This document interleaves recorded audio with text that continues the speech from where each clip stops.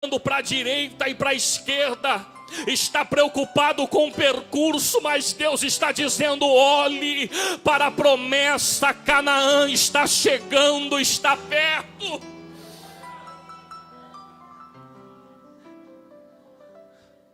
Só que a partir do versículo 7, provavelmente Caleb toma a palavra, e Caleb vai dizer no versículo 8: se o Senhor se agradar de nós, com certeza Ele nos dará a terra que mana leite e mel.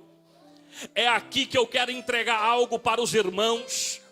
A promessa está preparada. Capítulo 13, versículo 1 e 2, a Bíblia diz que Deus disse: eu hei de dar a terra que mana leite e mel. Se Deus falou, está falado. Se Deus disse, vai acontecer. Só que para a promessa acontecer, nós, no percurso, pastor Paulo, precisamos fazer alguma coisa. E quando Caleb e Josué tomam a palavra, ele vai escrever o versículo 8 dizendo: se Deus se agradar de nós. Sabe o que eu aprendo com isso? A condição para a promessa acontecer, sabe qual é? Deus se agradar de nós. E nós sabemos quando nós agradamos a Deus ou não. Você que está ali na live, Deus está dizendo ao teu coração: se você agradar a Deus, é a condição para a promessa chegar. É o modelo que Deus deixou para que a promessa chegue. Jeremias capítulo 9, 24, Deus diz: escreve, Jeremias: aqueles que me conhecem, aqueles que buscam a retidão e a justiça, são aqueles que me agradam. Se você agradar a Deus, Deus vai cumprir a promessa na tua vida. Vou repetir: se você se agradar a Deus, Deus vai cumprir a promessa. Perceba-se que se tem um grupo que agrada, do outro lado há um grupo que desagrada. E nós sabemos quando nós estamos agradando a Deus ou não. O Espírito de Deus está aqui nessa noite para dizer a alguém: continue a tua jornada agradando, fazendo a vontade de Deus, renunciando, dizendo não, entregando os domingos, os primeiros dias da semana ao Senhor, porque Deus sabe de tudo. Só que o que me chama a atenção é que para a promessa acontecer, também passa pela perspectiva que eu enxergo essa promessa. No versículo 7, Josué e Caleb vão dizer: e falaram a toda a congregação dizendo: a terra pelo qual passamos verdadeiramente é muito boa. Enquanto tem 10 que estão enxergando Anak, gigante, cidade forte, terra fortificada, tem 2 que está dizendo: a terra é boa, e nós entendemos que Deus há de entregar para nós. É simples e objetivo. Deus está dizendo para você: quais são os teus olhos nessa noite? Tu está olhando para a circunstância ou você está olhando para a promessa? Josué e Caleb enxergam além. Eles têm o foco em Deus, eles não perdem o alvo, eles estão olhando para a promessa. Sabe o que é perigoso? Eu anotei a frase: a negatividade de olhar para a maioria, a negatividade de olhar levou a maioria inteira a não atingir o alvo. 10 disseram que focaram seus olhos nos problemas. Sabe o que aconteceu? A nação foi decaindo, enquanto 2 receberam a promessa de Deus. Vocês conhecem o final do texto. Vocês sabem quem entrou na terra prometida. Deus está dizendo: ainda tem Calebes, ainda tem Josués, que no meio da pandemia estão focados em Deus, que no meio da pandemia entende que a promessa ainda está de pé, que no meio da pandemia ainda acredita no poder sobrenatural de Deus, ainda acredita no milagre, ainda acredita que Deus realiza, ainda acredita que está de pé. Eu creio que Deus ainda está levantando homens e mulheres cheio da tua presença. Pode até vir desânimo, mas Deus está dizendo: eu renovo a tua visão nessa noite. Eu renovo a tua visão nessa noite. Eu renovo a tua visão nessa noite. Olhe para a promessa.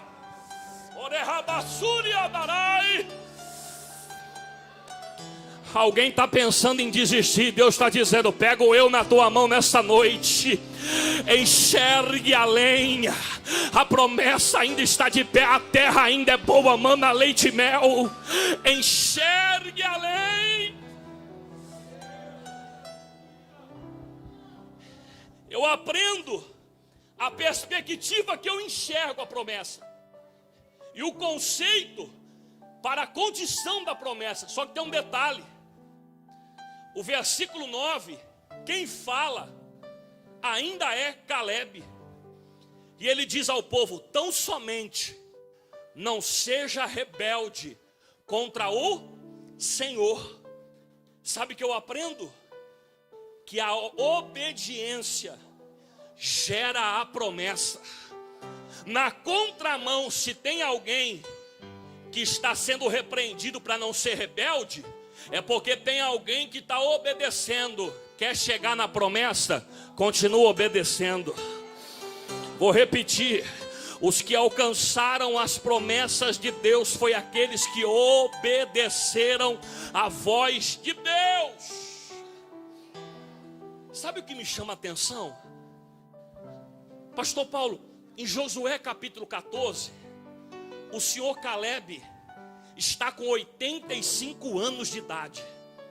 Passaram-se de Números 14 até Josué 14, 45 anos. E quando você vai para Josué 14, a Bíblia vai dizer pelo menos 3 coisas em 3 versículos. Depois você lê que Josué perseverava fielmente em seguir ao Senhor. Espera aí, passa-se 45 anos e ele continua fiel ao Senhor, perseverando na obediência. Eu não sei quanto tempo você está esperando a promessa. Talvez você está pensando e se perguntando, dizendo: Bruno, tu não conhece o tempo que eu espero, tu não sabe o tempo que eu estou esperando. E Deus está dizendo: passe o que passar, continue perseverando fielmente na presença de Deus. Levante as tuas 2 mãos para o céu. Tem um renovo de Deus de esperança nessa noite. Tem um renovo de Deus de esperança pegando na mão de crente, dizendo: eu te levanto.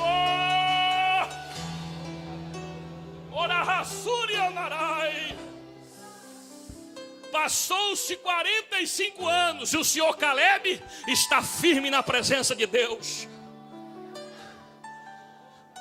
Independente do tempo que Deus prometeu na tua vida, se você continuar na obediência, Deus está dizendo: eu vou realizar. Na contramão, estou falando da obediência, a rebelião, sabe o que vai causar no capítulo 14, 1, 2 e 3? Vai causar rebelião, a desobediência. Vai causar rebelião contra Deus. Quem tirou eles do Egito? Deus. Quem levantou Moisés? Deus. E eles estão querendo o quê? Voltar para o Egito e derrubar o líder.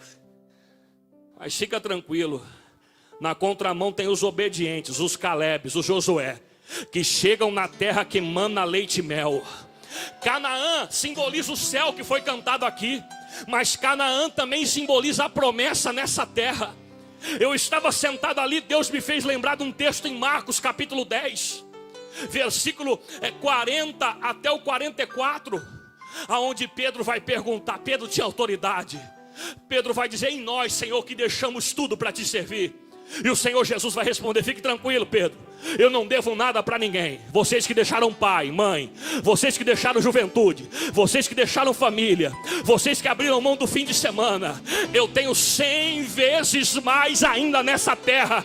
Deixa eu te dizer, nesta noite eu não vim pregar sobre galardão no céu, porque verdadeiramente é o mais importante.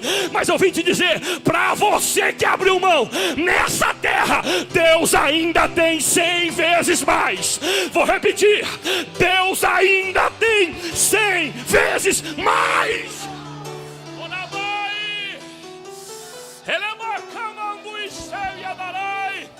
Continue obedecendo, continue firme.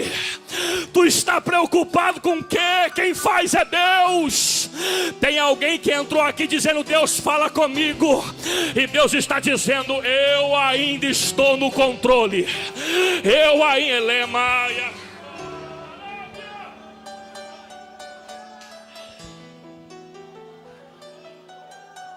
Confia no Senhor. Confia. Porque a confiança no Senhor te levará à promessa. Sabe o que Caleb diz? Não temas o povo dessa terra. É uma palavra profética para essa noite. Não temas, confia somente. Essa palavra tem endereço.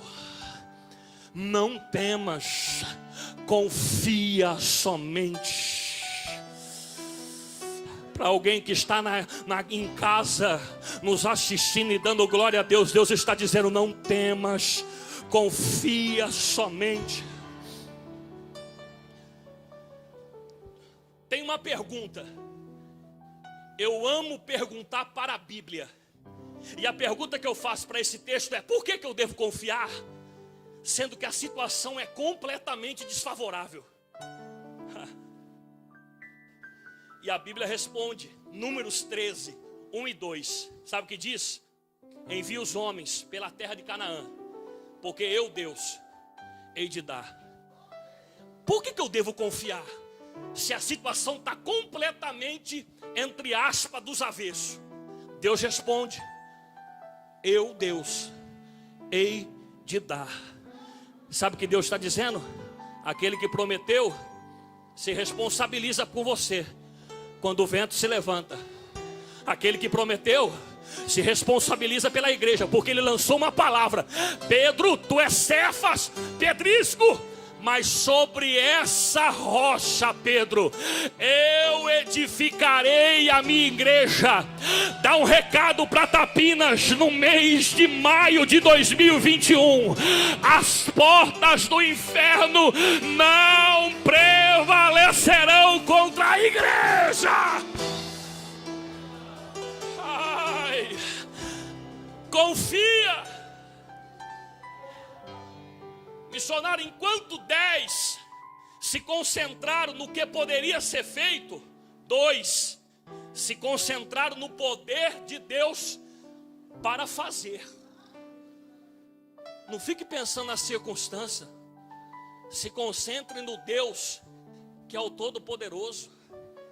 Enquanto 10, pastor Paulo, se concentraram nas dificuldades do percurso, gigante, descendentes de Anak, cidades fortes, 2 se concentraram no poder do Deus que prometeu a promessa.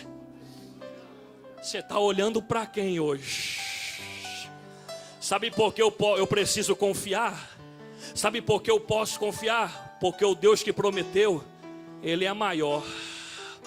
Não se impressione com as adversidades do percurso. Deus é maior. Sabe por que eu amo Davi? Não foi porque ele derrotou Golias, não. Golias só foi algo preparado para Deus honrar.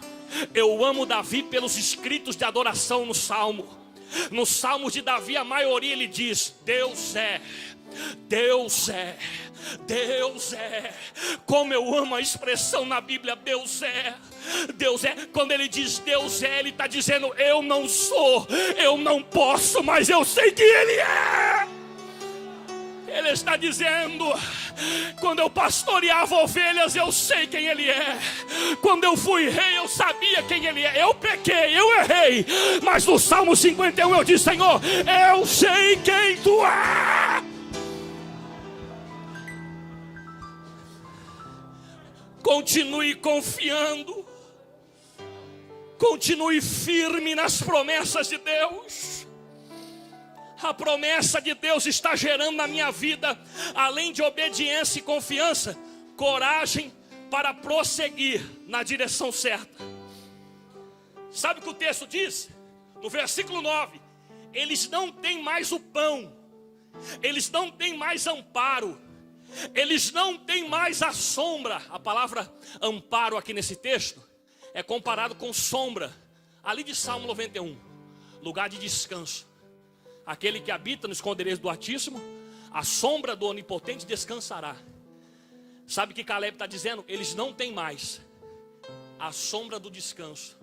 Ou seja, se eles não têm mais, a Bíblia está mostrando quem eu sou diante de Deus. Se a sombra de Deus não está mais, então a vitória é garantida.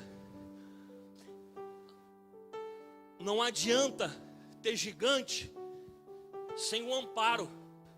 O versículo 9 é muito forte. Deus nos dará como pão, com uma refeição simples.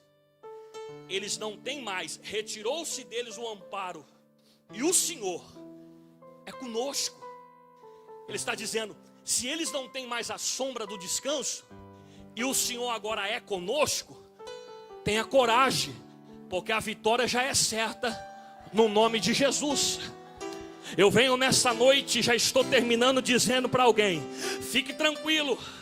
Em momentos contrários, Deus nos lembra quem nós somos. Eu vou entender agora, pastor Paulo, Filipenses capítulo 4. Não fiquem ansiosos por nada, antes apresente em Deus em oração, súplica e ação de graça. Ação de graça é oração de lembrança.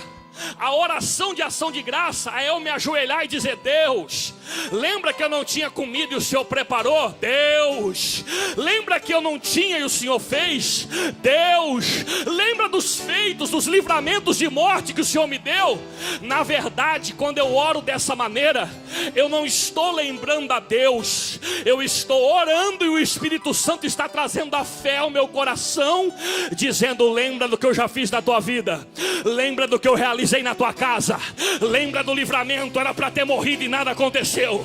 Lembra quando aquilo aconteceu, alguém disse foi sorte, e a igreja disse foi Deus. Lembra do livramento do Egito, lembra dos livramentos. Deus está dizendo: lembra quem tu é na minha presença, lembra quem tu é na minha presença, lembra quem tu é na minha presença. Se coloque de pé.